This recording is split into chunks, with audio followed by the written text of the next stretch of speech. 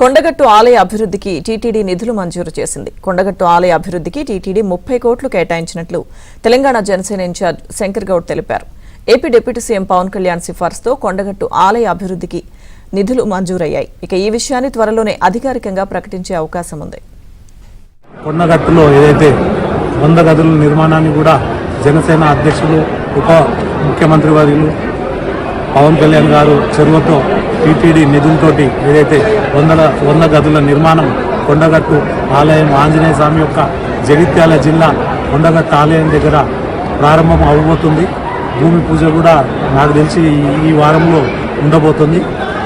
So ఆయనకు జనసేన తెలంగాణ అదేవిధంగా తెలంగాణ ప్రజల తరఫున ఆయనకు మరొకసారి కొండగట్టు ఆలయ అభివృద్ధికి టీటీడీ నిధులు మంజూరు చేసింది. కొండగట్టు ఆలయ అభివృద్ధికి టీటీడీ 30 కోట్లు కేటాయించినట్లు తెలంగాణ జనసేన ఇన్ఛార్జ్ శంకర్ గౌడ్ తెలిపారు.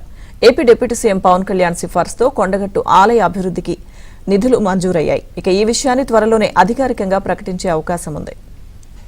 కొండగట్టులో ఏదైతే 100 గదుల నిర్మాణాన్ని కూడా జనసేన అధ్యక్షులు ఉప ముఖ్యమంత్రి వర్యులు పవన్ కళ్యాణ్ గారు చెరువుతో టీటీడీ నిధులతోటి ఏదైతే 100 గదుల నిర్మాణం కొండగట్టు ఆలయం ఆంజనేయ స్వామి యొక్క జగిత్యాల జిల్లా కొండగట్టు ఆలయం దగ్గర ప్రారంభం అవ్వబోతుంది. భూమి పూజ కూడా నాకు తెలిసి ఈ వారంలో ఉండబోతుంది. సో ఆయనకు జనసేన తెలంగాణ అదేవిధంగా తెలంగాణ ప్రజల తరఫున ఆయనకు మరొకసారి